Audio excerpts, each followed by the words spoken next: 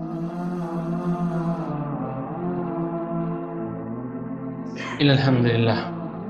الحمد لله نحمده ونستعينه ونستغفره ونعوذ بالله من شرور أنفسنا وسيئات أعمالنا من يهده الله فلا مضل له ومن يضلل فلا هادي له وأشهد أن لا إله إلا الله وحده لا شريك له وأشهد أن نبينا محمد عبده ورسوله. Hamdi të thënë Allahu Gjelle Taala, paqja begatit e tij qofshin mbi pejgamberin sallallahu alaihi wasallam. Dashur të mi, Islami si fe është një fe që njihet si fe i ekuilibrit dhe mesatarës. Gjithherë është kundër teprimit dhe tejkalimit të kufive. Për ata termin mos e teproni do e gjejmë shpesh në fjalorin e Kur'anit dhe në fjalorin e haditheve të pejgamberit sallallahu alaihi wasallam, kur është në pyetje tejkalimi i kufive, ku nga një gjë e cila në esencë është ndaluar, kalon në një gjë të urryer e shpeshherë edhe të ndaluar. Allahu Gjelle Taala i thot besimtarëve: "Wa kulu washrabu wa la tusrifu innahu la yuhibbul musrifin." Hani dhe pini, por mos e teproni, sepse Allahu nuk i don ata të cilët e teprojnë. Pra ata të cilët këto begati të Allahu Gjelle Taala i keq përdorin, i kalojnë kufit. Kjo është qëllimi i këtij ajeti kuranor. Andaj teprimi nuk lidhet, edhe pse është i përmendur në këtë ajet kuranor, nuk lidhet vetëm me ushqimin dhe pijen, por lidhet edhe me stile tjera të jetës sonë, duke përfshirë pasurinë, fjalët, dëfrimet, shpenzimet, e shumë sfera të jetës, pra lidhet teprimi i cili ka ardhur si qërtim në fejen tonë. Andaj, besimtari i mençur është ai i cili mirësitë e Allahut i shfrytëzon, këto begati pra i ruan, me këto begati e falendron Zotin e vet, por asnjëherë nuk i ka lënë kufit pra në shpërdorimin e tyre. Do të ndalemi shumë shpejt, vëllezër, do të shpalosi para juve disa raste kur pejgamberi sallallahu alaihi wasallam pra na ka çortu neve si besimtar që mos t'i kalojmë kufit, edhe pse të gjitha këto gjëra të cilët 5 pika që do t'i përmendi, të gjitha në esencë janë të lejuara. Por qëllimi është pra që ky teprim mos të kalon pastaj në ndalesa të cilët si pasojë e këtyre veprimeve, te i kalimeve, do të vijmë deri në një gjendje e cila është e pakëndshme, e urryer dhe shpeshherë ndaluar në fejen tonë. E para prej gjërave që pejgamberi sallallahu alaihi wasallam e ka përmend është që mos me kesh shumë. Pejgamberi sallallahu alaihi wasallam ka thënë: "La tukthiru dahk, fa inna kathratu dahk yumitul qalb." Mos keshni shumë, sepse keshmja e tepër e vdes zemrën. Pejgamberi sallallahu alaihi wasallam qeshjen ose të keshmen nuk e ka ndaluar, sepse ka ardhur në shumë hadithe ku pejgamberi sallallahu alaihi wasallam pra ka kesh, edhe pse në transmetime ka ardhur se pejgamberi sallallahu alaihi wasallam më shumë e ka preferuar buzëqeshjen se sa të keshmen. Të keshmja është qëllimi i asaj të keshmës kur ne lëvizim, edhe ka njëherë bomi edhe çorientime me trupin tonë, dalmi për vetës tonë, që kjo është e teprumja e keshme, ku njeri mundet mu shtri për toke me bo lëvizje të pakontrolluara. Pra, në esencë, qeshmja nuk është ndaluar, por pejgamberi sallallahu alaihi wasallam ka thonë: "Mos e teproni sepse e ngurtëson zemrën dhe bën njeriu të pakujdesshëm ndaj botës tjetër." Gjithashtu me një hadith pejgamberi sallallahu alaihi wasallam ka thonë: "Wailu lilladhi yuhaddith bi hadithin liyudhika bihi alqawm." Pastaj ka thonë sallallahu alaihi wasallam: "Fa yakdhib wa wailun lahu." Alayhi salatu wassalam ka thonë: "Mirë për ato që i tregon njerëzve në i muhabet, në i pra." Pastaj me këtë ka qëllime për mishti ata me kesh. Dhe keq që kjo që ky po e tregon është një rren, është një shpifje, është një gënjeshtër, s'ka të bëjë me realitetin kur gjë, Atëherë po e përmbyll pejgamberi sallallahu alaihi wasallam këtë çortem, po thot mirë për ta, mirë për ta. Sepse çush e dini se rrena është, do thot, prej gjunave që feja, do thot, e çorton shumë. Andaj njeriu vëllazër me këtë cilësi që mundet me nvesh në jetën e tij pa e vrejt, e pastaj me lëndu veten, me lëndu njerëzit, mi kushtu ka njëherë edhe në jetë, pra është e keshmja e tepër, e cila nuk i ka hije besimtarit, sepse e zbeh fejën e tij, e zbeh burrnien, nuk e qet njerin shumë serioz, ku në gjë jetë, çdo hap ti si qoll, Allah bismillah, si ti qel, syt krejt i keshmi i shkan jeta. Derisa kena pa, do thotë, në varreza kesh. Shkon me pa kesh. Në dhënimin e dikuj kesh, rëzohet dikush kesh, një ndonjë gjë, do thotë, e shen një gjë të shëmtume kesh. Pse kjo ndodh? Sepse ai ka ra me një sprov, i cili nuk është e vrejt. Ndërsa pejgamberi sallallahu alaihi wasallam pra po na tregon se kjo e vdes zemrën. E dyta prej gjanave që pejgamberi sallallahu alaihi wasallam ka thënë neve besimtarëve, ka thënë mos u betoni shumë kur bëni shitje në ndonjë gjësende. Iyakum wa kathratul halath fi al-bay fa innahu yunfik thumma yumhik.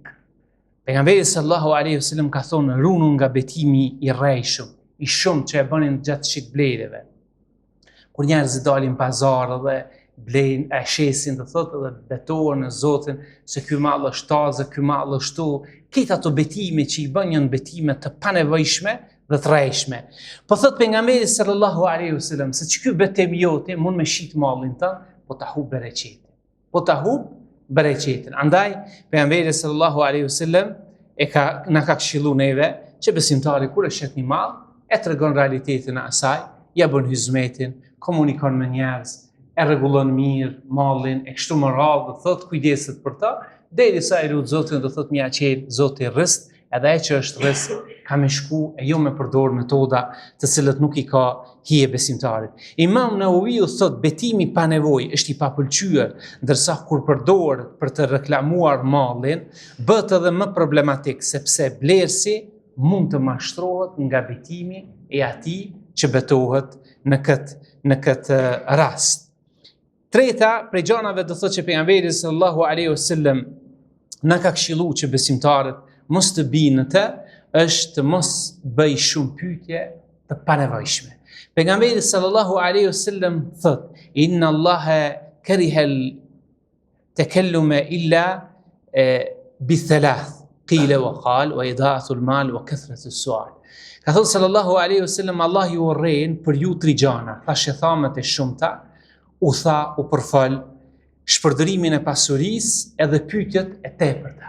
Në këtë hadith pra ka ardhur që njeriu mos të bëj pyetje të tepërta. Dikon e shet do thotë që ka një smundje, ka një hall, ka një dert, dën mi di detajet sikur ky është një far prokuror dhe po çel rast për këtë person. Këto detajet. Ku bone, kur zove, çka ndodhi, kur e bone aksidenti, çush e bone, pse e bone.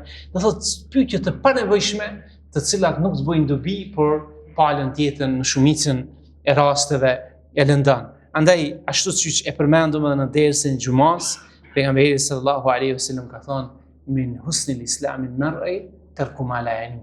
Pe islamit mirë, pra të njeriu është që milon ato të cilat nuk i takojnë atij. E katërta është mos tregosh çdo gjë që dëgjon. Të folurit do thotë në parim është i lejuar që njeriu me fol, me tregu njerëzve gjëra kështu më radh, por kur ky i të folurit bëhet çdo gjë që ti e ke ndëgjuar gjatë ditës, në pazar, në rrugë, në rrjetet sociale, kjo është pra ajo që pejgamberi sallallahu alaihi wasallam kafa bil mar'i kadhiban an yuhaddith bi kulli ma sami'a. I mjafton njeriu me meritu mi thon rant përderisa fol gjithçka që ai e dëgjon. Pa e verifiku, pa e shiku, do thot, sa herë kemi bart një lajm në mëngjes dhe në mbrëmje e kemi pa se ai nuk ka qenë i vërtet. Sa rast kemi rane që e kemi akuzuar dikën për gjëra të cilat ai një person nuk i ka pas në mëngjes dhe në mbrëmje është dalë e kundërta. E shumë tjera, kjo na mëson pra vëllezër që muslimani mos me gallxu gjithë ato që i ndëgjon, por më mundu do thotë që mi mbajt ato për veti dhe gjithherë me qenë ngjarjet në jetën tonë, ato të cilat ne reflektojmë me ta. Dhe e fundit, mos e tepro me këshilla dhe ligjërime ndaj kush do të qoftë ai. Kush do të qoftë në jetë, mos u mundo të thotë shumë i këshillu, mos u mundo shumë me majt ligjërata. E kena pas një farë profesor, një farë Mustaf, në Napken me dhezët, kur u qeshme mu pyet, e dëshme një apshtjela ati, e në thëjke veç hoqës vajzë më si galëza. Ka në hellazër të thotë dikush bjenë në situatë, mos e tepra, kaq. Qoftë edhe vladja, qoftë edhe njeri që më i dashur jote, ja dën të mirën, je i sinqert, këshilla jote ka dobi, është me vend, ti ke të drejtë. Momenti, koha, atmosfera, temperatura, të reshurat, nuk e lejojnë nga njëherë ti mi gallëzu dikuna këshilla. Kaq, leje u kry, kjo punë.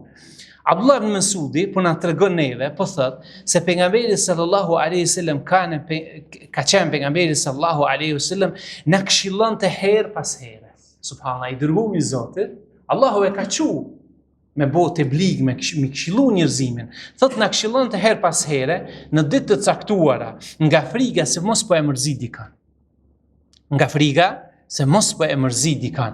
Andaj, pejgamberi sallallahu alaihi wasallam nga friga se mos po i mërzit njerëzit, ai nuk i këshillonte ata çdo herë, por i mbledhte do thotë ngjarjet, pastaj u ngritën një ditë dhe i thonte o burra rrini çtu se i kena do muhabeti me juve dhe i këshillonte për gjana pa e lëndu dikan ose pa ja drejtu gishti dikujt në vendin ku kanë qenë. Dhe kështu ka vepruar edhe Abdullah ibn Mesudit, thotë unë i ligjëroja njerëzve, por ato i këshilloja vetëm një ditë në javë për shkak se u mundoja ta praktikoja sunetin e pejgamberit sallallahu alaihi wasallam që mos ti mërzis njerëzit.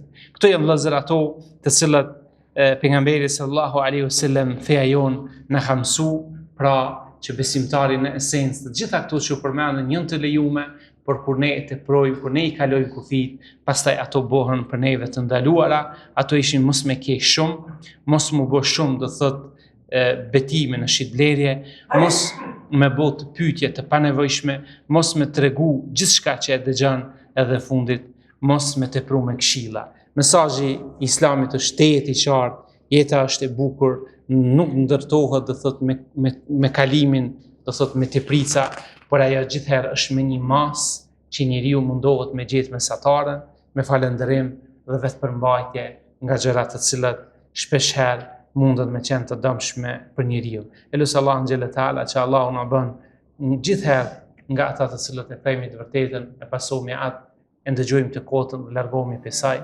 Hadha wa sallallahu ala nabina.